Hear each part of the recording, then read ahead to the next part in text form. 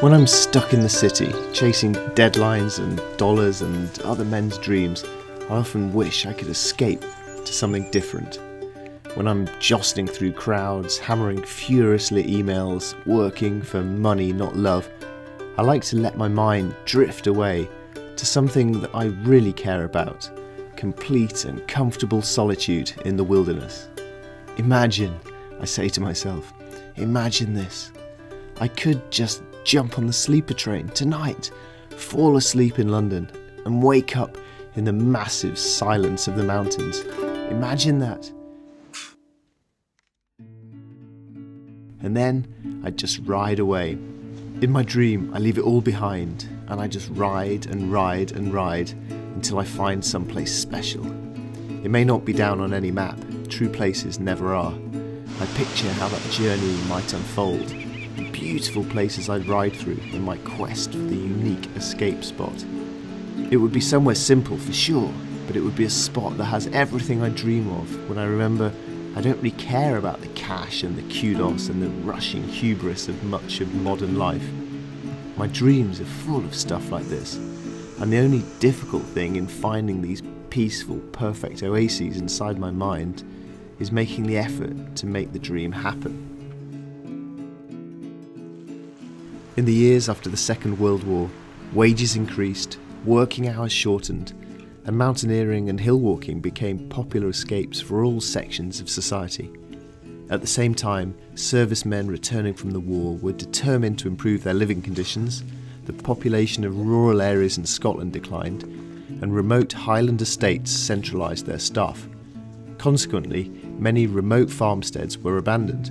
Some of the adventurous souls who'd begun climbing and hiking and biking in these wild areas started using the deserted farms for accommodation. Sometimes they did it secretly, sometimes with the permission of the estate owners. This became known as bothying. Bothies have been an integral part of the Scottish mountain experience ever since.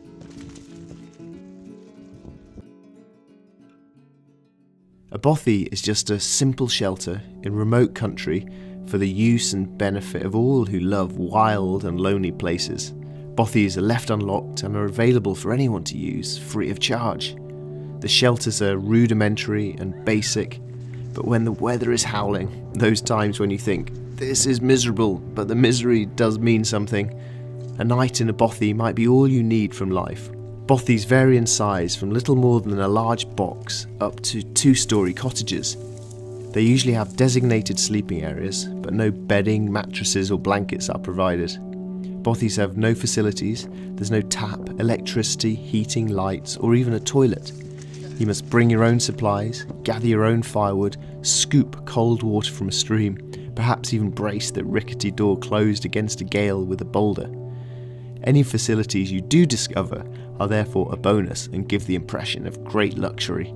Perhaps there may be a string to hang drying socks, a candle stub in an old whiskey bottle, or a small pile of chopped firewood ready by the hearth, kindly left behind by the last person to use the bothy.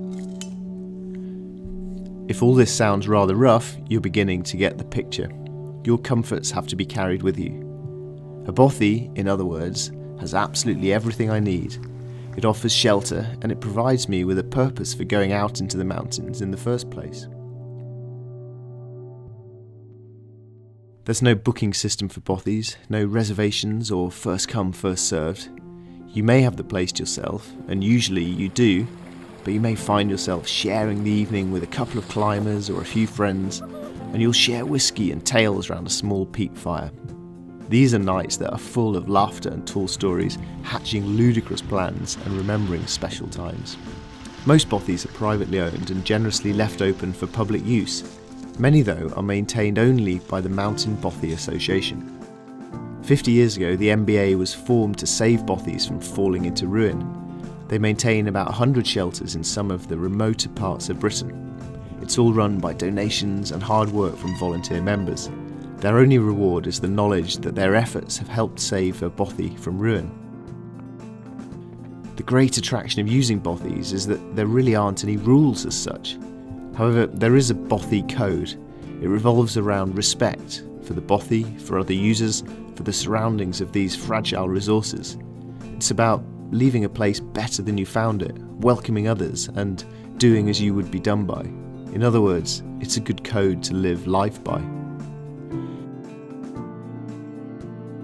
The best bothies are the remote ones. They're hard to access, hard to find, and all the better for that. It's the way there that matters, and the harder it is, the more worthwhile the journey. Bothy locations are passed on by word of mouth, shared with those who can be depended on to care for the bothy and to treasure the wild landscapes and the austere simplicity of staying in a bothy. Inside each bothy is a bothy book, where people write their experiences from their stay. As you travel from bothy to bothy, the entries in the books make it apparent that the harder the bothy is to reach, the more time and effort and dedication people have put in, the more that they appreciate it. They care for the bothy more, and they relish the experience. As in life, the places and things that are difficult and remote and simple separate the wheat from the chaff. The best memories are the ones that are earned. I hope that I'll keep making journeys such as these for my whole life. To return over the years again and again to a favourite bothy is a chance to measure your life, to think back and to look forward and dream anew. Bothies are part of the constancy that the hills give you, however your life changes. And so, when I'm in London, chasing those deadlines and dollars through the crowds, I make sure that I do make the time, now and again. Make the time to jump on the night train north, and then just ride away until I reach that special place. My dreams are always full of journeys like this. It's up to me to make my memories be full of them too.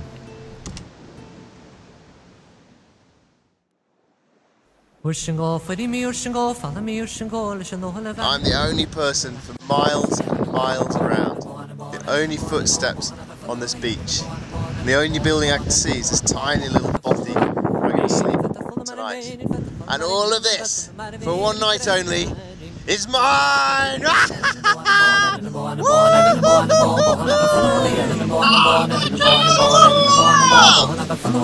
This is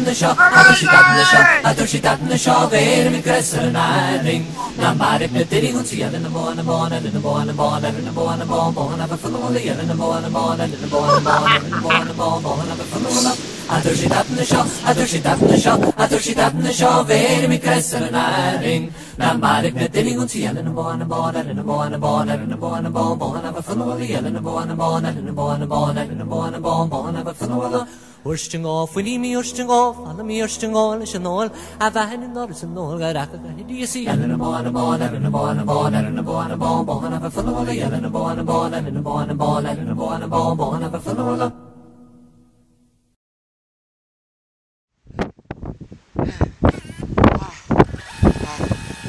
Oh God.